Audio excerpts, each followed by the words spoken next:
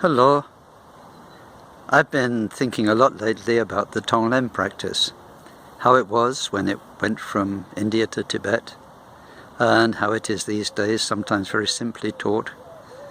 At first it had an ultimate dimension, which was like Mahamudra, as well as the breathing practice on a relative level. So anyway, I think it might take a few videos to make the pieces of the jigsaw puzzle that will in the end come together.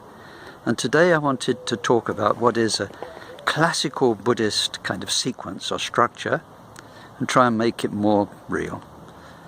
And it's about enlightenment as the end.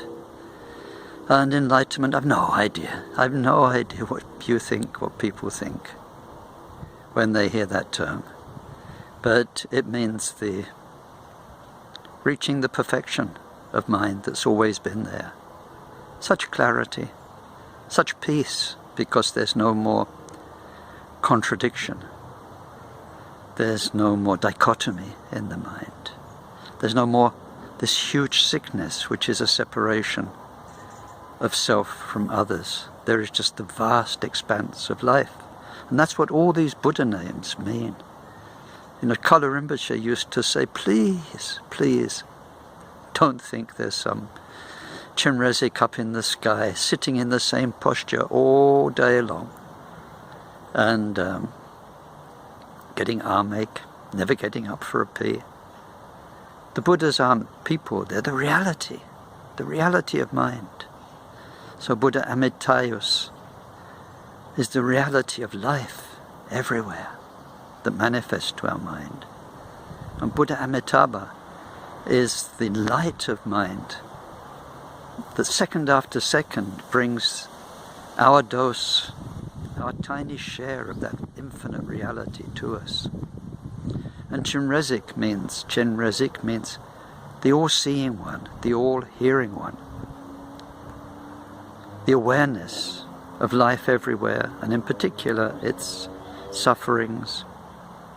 And then Tara means the one who liberates, has the power to liberate us from those sufferings. So enlightenment depends upon bodhicitta, which means citta, the heart mind, the very core of who you are, which is striving for bodhi, striving for that clarity, that love, that peace. And the bodhicitta itself depends on compassion.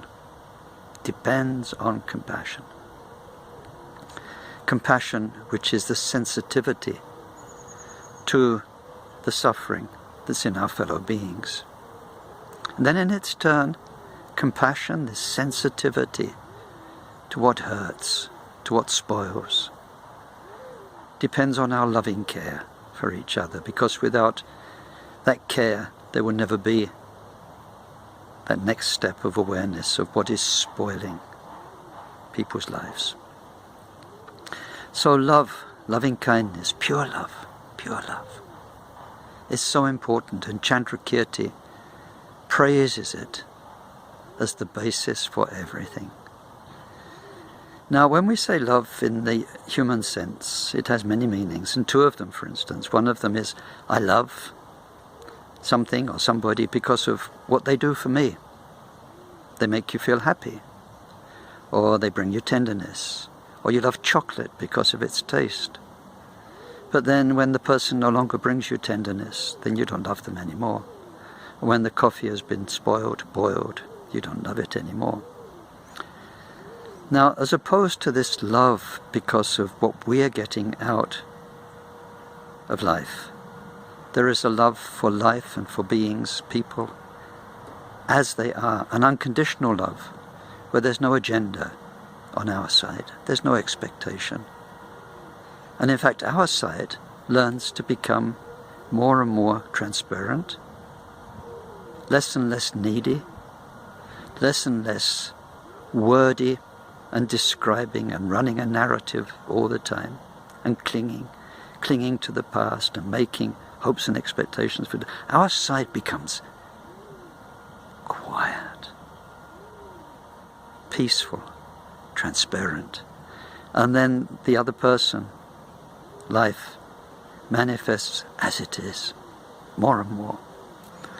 So love, this love of other, means breaking out of our ego shell and becoming sensitive to another being. It's like a mother with a newborn child.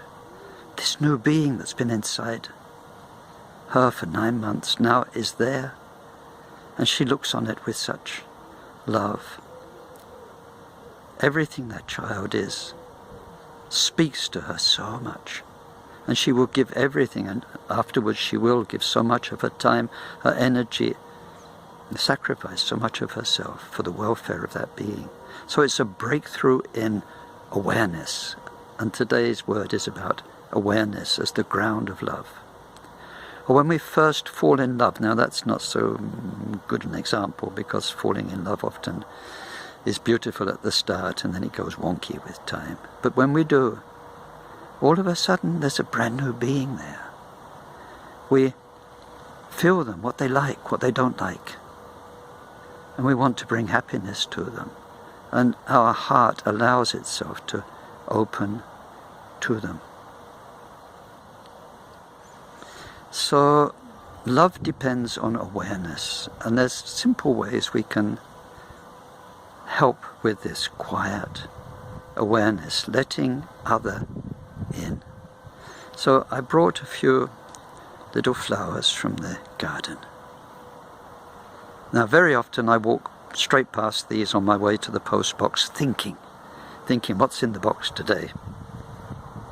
But if I stop, then there is an infinity of things to learn from these flowers.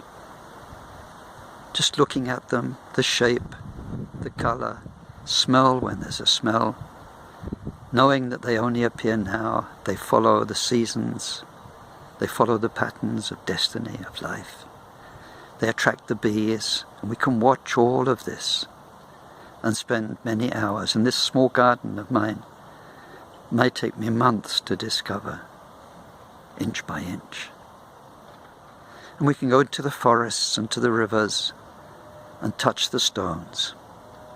We can be with our own breath, just following it in and out. We can take off our shoes and walk on the earth, so our senses can learn to be beyond thought. Just let the thoughts go and just be. And then not just that, not just using our senses, but once we are not thinking so much and our senses are open, the totality of where we are and its energies can start to be felt. We become attuned, open to the inner feel of what is happening.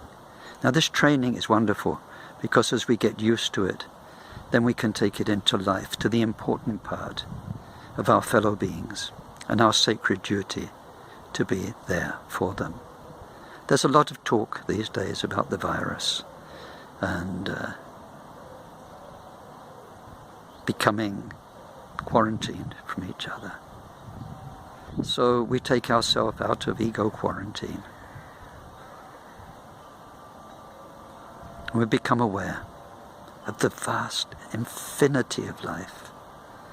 And whether we show it or not, we become more sensitive to the background energies that make people what they are, and we learn to accept them, just like we accept the comings and goings of nature and the seasons because of the huge, huge causes behind it. So we accept people and their karma, we become more aware of it.